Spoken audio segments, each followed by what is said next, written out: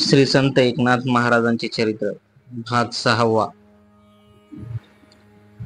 नाथांची लेखणी आता कायमची खाली ठेवली होती। लोकात ते वावरत होते, हसत होते, खेळत होते, कीर्तन प्रवचन करत होते, पण मनातले ते आताशा फारसं अंतर्मुख झाले होते। रामकथा त्यांनी अर्धवट सोडली म्हणून लिहायला घेतलीच नाही। त्यांना रामकथेचा शेवट सतत आठवत होता। तिथं रामावताराचं कार्य संपलेलं होतं। तो शेवट म्हणजे शरयू गंगेतील रामांचं आत्मसमर्पण। एके दिवशी त्यांनी लोकांना सांगून टाकलं, मला आता तिकडचं बोलावणं आलं आहे। तिकडचं म्हणजे कुठलं? नाथ महाराज। तिकडचं म्हणजे आपण जिथून आलो तिकडचं। काय काय म्हणताय नाथ महाराज? मग आम्हाला वाली कोण राहणार? पण नाथ तुम्ही गेल्यावर या जगात राहिलं तरी काय आमचं? कोण आम्हाला पुसणार? कोण आमचे अश्रू पुसणार? कोण आम्हाला कैवल्याचा मार्ग दाखविणार? तुम्हाला सांभाळणारा, तुमचं सर्वतोपरी रक्षण करणारा तो प्रभू रामचंद्र समर्थ आहे। त्याला विसरू नका म्हणजे झालं। शुद्ध नीतीनं वागा आणि परमेश्वरावर प्रेम करा, त्याची भक्ती करा, तो तुमचा खरा तारक आहे। आता माझ्यातील प्रेम वाढवू नका, मला आणखीन अडकवू नका तुमच्या प्रेमपाशात। या साऱ्या प्रेमपाशातून मला मुक्त झालंच पाहिजे। जसा निर्विकार आलो तसा निर्विकार गेलं पाहिजे। देवाच्या लाडक्या भक्तांनो, पाण्याचा थेंब सागरातूनच आला, तो आता सागराकडे जात आहे। आपलं अस्तित्व मिटवून सागराशी मिळून जात आहे, सागर रूप होत आहे। त्याच्या या भाग्याच्या आड आता तुमचं प्रेम येऊ देऊ नका। तुमचं प्रेम केलं, खूप प्रेम केलं माझ्यावर, जन्मोजन्मे फिटणार नाही ते। तुमच्यातच देव मला दिसला म्हणून रमलो इथं इतके दिवस। आता मला गेलंच पाहिजे। तिकडून रागावणं होईल ना? ती पहा, हाक ऐकू येत आहे, मला ऊत दिलीच पाहिजे। नाथ आपण लवकर जाणार असं म्हणता असल्याची वार्ता चहूकडे वाऱ्यासारखी पसरली। सर्वांना धक्का बसला। नाथांकडची लोकांची वर्दळ वाढू लागली। वाडा महार, माळ, चांभार, कुंभार, ब्राह्मण, फकीर, वडारी अशा नाना थरातील लोकांनी नुसता गजबजून केला। नाथांनी या साऱ्या लोकांच्या हळव्या भावना जाणल्या। त्यांनी आपल्या वियोगाच्या कल्पनेचं दुःख होऊ नये म्हणून त्यांची मनं त्यांनी कीर्तनात, प्रवचनात गुंतवून ठेवली। कधी गारुड्याचं सोंग, कधी वासुदेवाचं सोंग घेऊन, तर कधी महाराजचं सोंग घेऊन त्यांना हसत खेळत ठेवलं। पण लोकांच्या या साऱ्या आनंदाला लागलेले नाथ लवकरच जाणार या जाणीवेची काळजी पुसली गेली नाही। लोक हे सारे खेळ संपले म्हणजे पुन्हा त्या जाणीवेने खिन्न होत। नाथांनी उद्धवाला बोलावून घेतलं आणि म्हटलं, उद्धवा, तुला आमचे सद्गुरू गेल्यावर सृष्टीचा उत्सव का साजरा करायचा हे सांगितलं होतं, आठवतं ना? होय नाथ महाराज।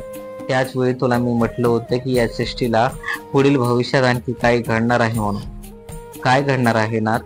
या सृष्टीला आम्ही जाणार, सद्गुरूला भेटायला जाणार। उद्धव अक्षरशः खाली कोसळला। षष्टीचा दिवस जसतसा जवळ येतो तसतसा नाथांच्या घरच्या उत्सवाला, कीर्तनाला, भजनाला, नामस्मरणाला निराळा तरंग चढत होता।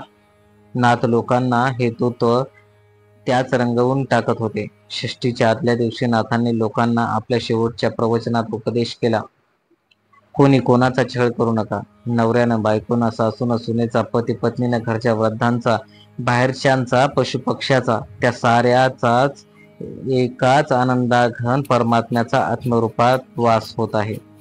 तो त्याचा आत्मा तळमळला म्हणजे परमेश्वराचा तळमळतो।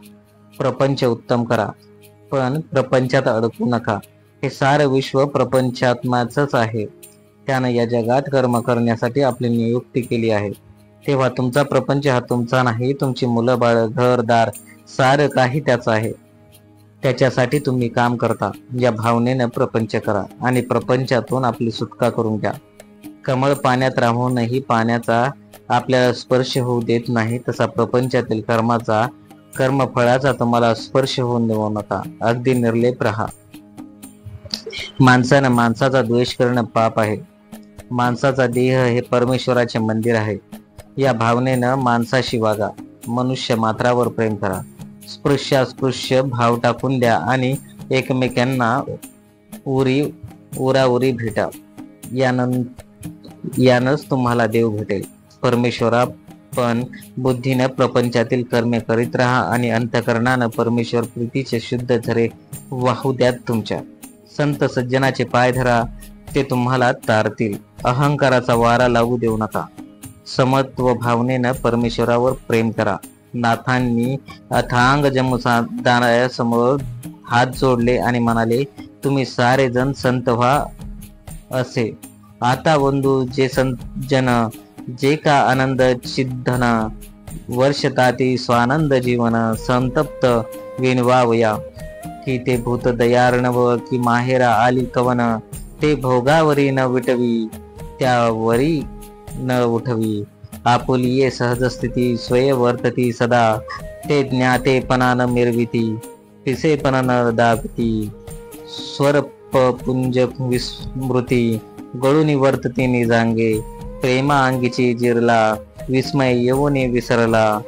प्रपंच परमार्थ एकू जाहला, हाही ठेला विभाग.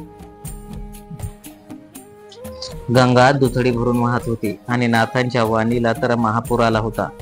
आजवर त्यांनी लोकांना खूप काही सांगितलं, तरीही आज आपल्या हृदयाचं सारं अर्थ लोकांपुढे व्यक्त करावं असं त्यांना वाटत होतं. पण नाथाच्या तोंडून आता शब्द बाहेर पडत नव्हते. त्यांनी आपला प्रवचन इथेच थांबवलं आणि हाती विना घेऊन गंगाकाठच्या एका देवालयात रामकृष्ण हरीचा मंत्र म्हणत बसले. इकडे भक्त लोकांचे भजनाकडे फड पडले होते. सारे लोक हरिभजनात तल्लीन झाले होते. नाथांचं लक्ष आता तिकडे नव्हतं. ते रामकृष्ण हरी हा मंत्र म्हणत असतानाच नामरूप होऊन गेले होते. त्यांना कशाचंच भान राहिलं नव्हतं. डोळ्यातून अश्रुधारा घळाघळा वाहत होत्या. त्यांच्या तोंडून होणाऱ्या रामकृष्ण हरी या मंत्राचा उच्चारातून साऱ्या विश्वाचं कारुण्य व्यक्त होत होतं. लोककल्याणासाठी अखंडपणे वाहत राहणाऱ्या गोदामाईचं वैश्विक कारुण्य नाथाच्या डोळ्यातून वाहत होतं.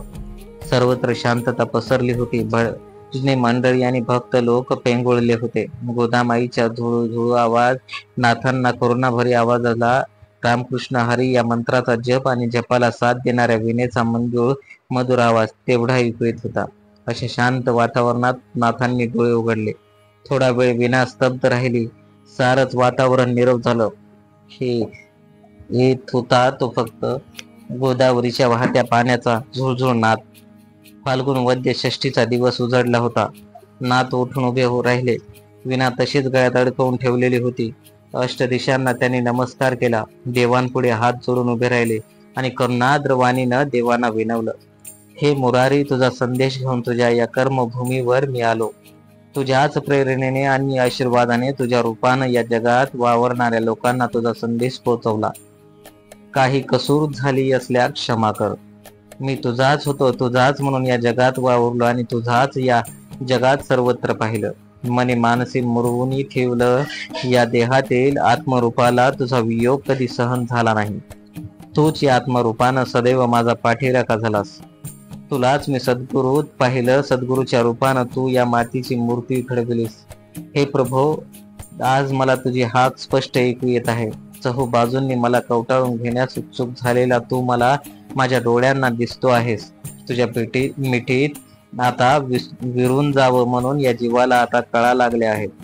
आता उरलं सुरलं अंतरही असाही होत आहे. हा देह मी इथेच या पवित्र गोदामाईत ठेवत आहे आणि जीवनातल्या सान्या कळीशी तुला भेटायला येत आहे.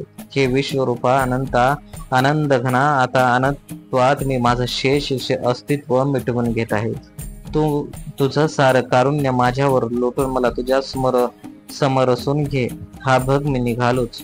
असं म्हणून नाथाने पूर्व दिशेला तोंड केलं. सर्व स्थावर जंगमाचा आत्मा तो सूर्य त्या सूर्यदेवाला वंदन केलं आणि गळ्यातील विना पुन्हा हातात घेऊन रामकृष्ण हरी हा मंत्र विनेच्या सुरात आणि गोदामाईच्या लाटांच्या तालात गात गात गोदामाईच्या कुशीत शिरले. नाथांच्या पदस्पर्शानं गोदामाई शहारून गेली. घोटभर पाणी नाथ तसेच पुढे जात राहिले. गुडघाभर पाणी, कमरेपर्यंत पाणी लागलं होतं. रामकृष्ण हरी, रामकृष्ण हरी, रामकृष्ण हरी. आणि नाथांच्या गोदाईनं आपल्या कुशीत पूर्णपणे सामावून घेतलं. गोदाकाठी शांत प्रशांत वातावरण. विनेच्या झंकारात शब्द मात्र घुमत होते. रामकृष्ण हरी. होय, भजन थांबल्यावर समजलं की केव्हा डोळा लागला ते. पण नाथ कुठे आहेत हे रात्रभर देवळात नामस्मरण करीत बसले होते. त्यांची चौकशी केली कोणी?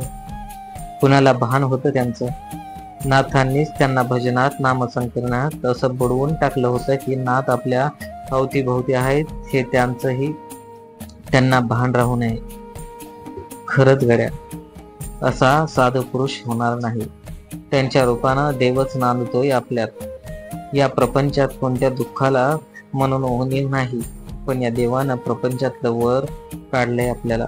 जमलेल्या भजनी मंडळीत जाग येऊन चर्चा चालली होती. इतक्यात वरच्या अंगाला देवळापाशी काहीतरी गडबड गोंधळ चाललेला दिसला. नाथ कुठं आहेत? इथं बसले होते या देवळात. आपले भजनी फळ उठेपर्यंत नामस्मरण करीत बसलेले मी पाहिले त्यांना. मग नाथ कुठे गेले? सर्वत्र गडबड गोंधळ उडाला. जो तो नाथ कुठे गेले या एकाच प्रश्नानं गोंधळून गेला होता. शोधाशोध सुरू झाली. कुणाला समजेना. मी आता लवकर जाणार या नाथांचे बोल भक्त मंडळीच्या कानात घुमत राहिले. त्यांच्या मनात त्याच शंकेची पाल चुकलखली. धीर सुटत गेले आणि सर्वत्र एकच कोलाहल सुरू झाला. नाथ, आम्हाला सोडून कुठं गेलात? नाथ, असं कसं फसवून गेलात? नाथ, आम्हाला अनाथ करून का गेलात? भक्त मंडळीच्या शोकाला पारावार उरला नाही. त्यांना आता कळून चुकलं होतं. नाथ आपल्यातून निघून गेलेत. तेवढ्यात गंगेच्या काठावरून कोणीतरी आरोळी ऐकू आली. ती पहा नाथाची विणा गोदामाईच्या पाण्यावर तरंगते आहे.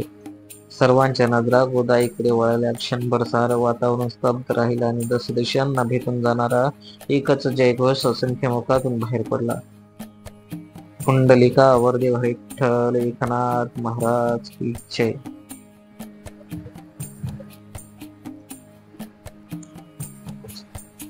श्री एकनाथ महाराजांचे आचरण शुद्ध होते. चारित्र्य निष्कलंक होते. शांती क्षमा त्यांच्या वृत्तीचा स्थायी भाव होता. प्रपंच सुखाचा होता. त्यांच्या जिभेवर सरस्वतीचा वास होता. समाज प्रबोधनातून लोकोद्धार करण्याची त्यांना आस होती. श्री सद्गुरू जनार्दन स्वामीच्या आदेशानुसार त्यांची प्रवचन, कथा, कीर्तन, ग्रंथ रचना, सेवा सुरू केली. अत्यंत श्रुतिमधुर प्रसादिक अमोघ पीयूष वर्णे वाणी उपमा दृष्टांताच्या वर्षावातून वेदोपनिषद शास्त्र पुराण ग्रंथातील जीवनोत्कर्षी विचारांची मर्मस्पर्शी अभिव्यक्ती, आत्मीयतापूर्ण व्यवहार, सततचे अन्नदान यामुळे नाथाच्या घरात 18 पगड जातींच्या लोकांचा राबता वाढला. बालवृद्धांच्या ज्ञानगंगेत व भक्ती यमुनेच्या दिव्य प्रवाहात सुस्नान होण्याचे भाग्य लाभू लागले. मन बुद्धी चित्ताला हेलावून टाकणारी नाथांची अमृतवाणी होती. त्यांची प्रबोधनाच्या माध्यमातून कर्मठतेच्या शृंखला तोडून टाकल्या. पांडित्याची प्रतिष्ठा वाढविली.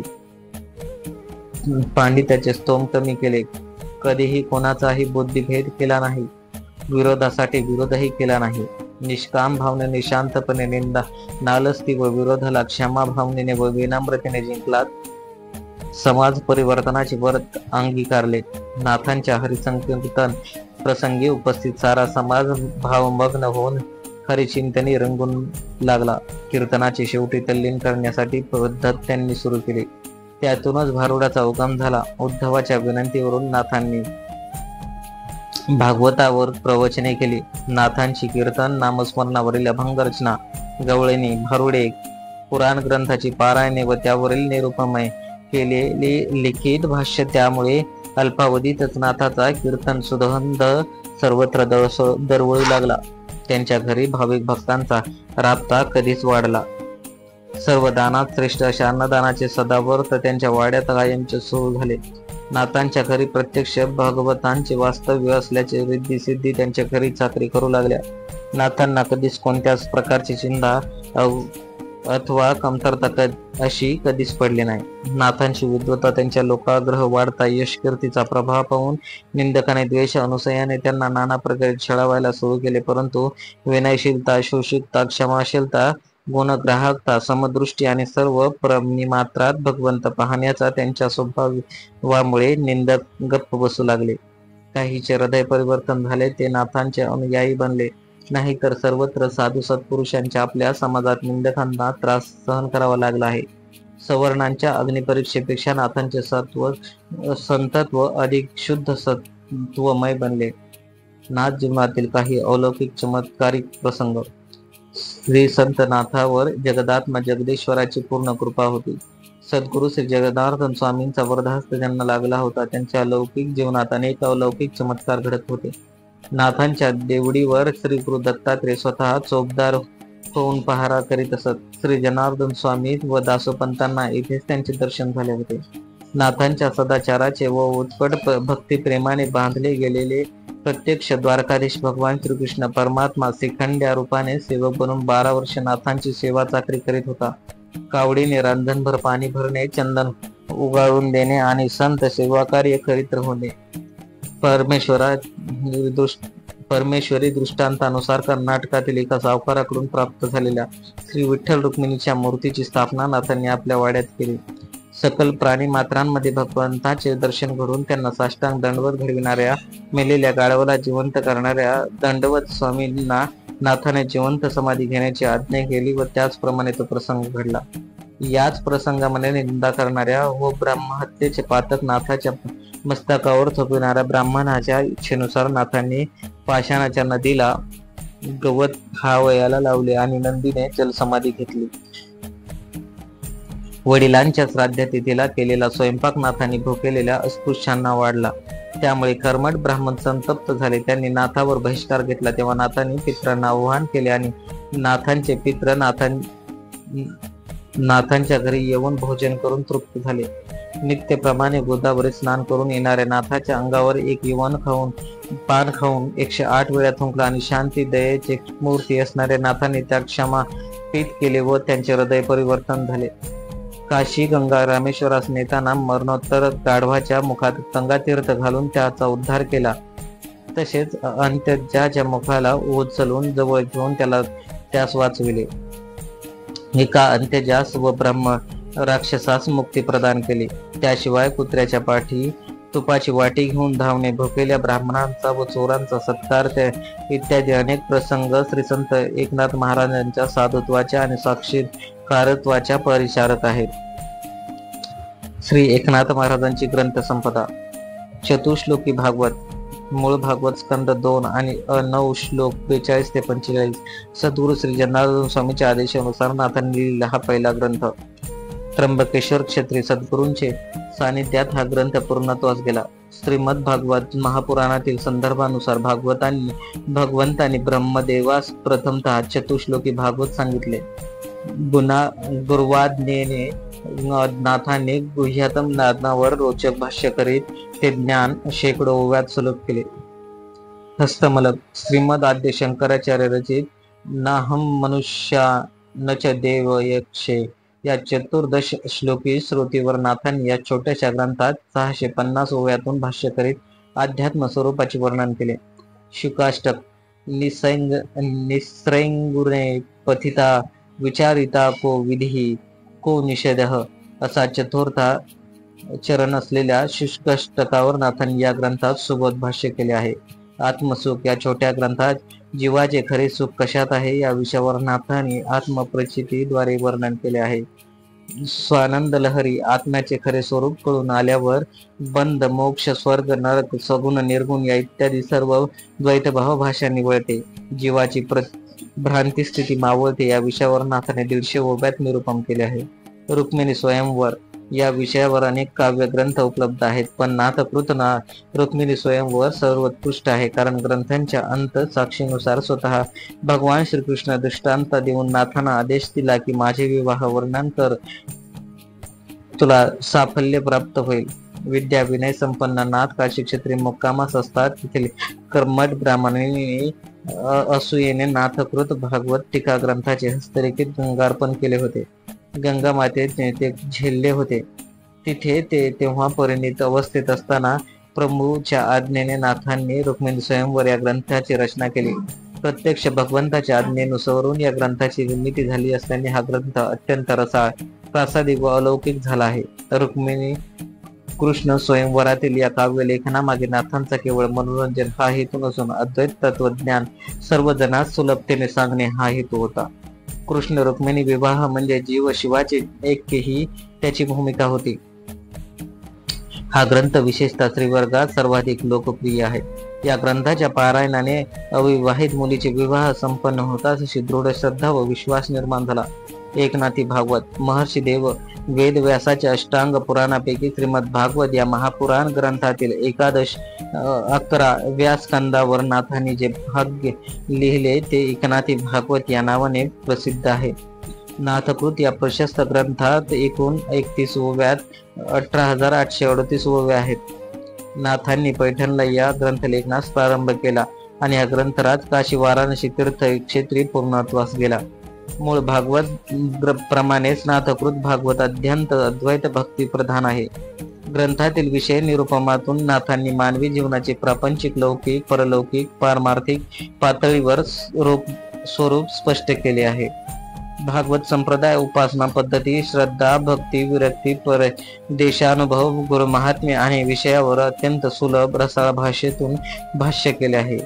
सत्संगीतीने श्रेष्ठत्व व नाम भक्तीचा आदर्श समाजासमोर ठेवला आहे. दुःख निवृत्ती व सुख प्राप्तीचा मार्ग स्पष्ट करून सांगितला आहे. जीव व जगत व जगदात्मा जगदीश्वराचे स्वरूप व त्याचे परस्पर संबंध स्पष्ट करून दाखविला आहे.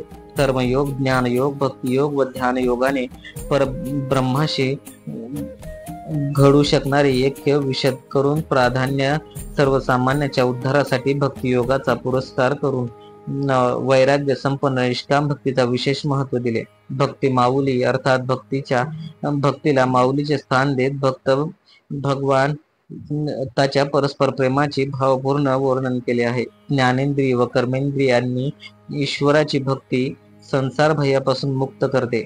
अनन्य भक्त नित्य मुक्त असतात. अभेद्य भक्ती चारी मुक्ती व चारी पुरुषार्थापेक्षा श्रेष्ठ आहे.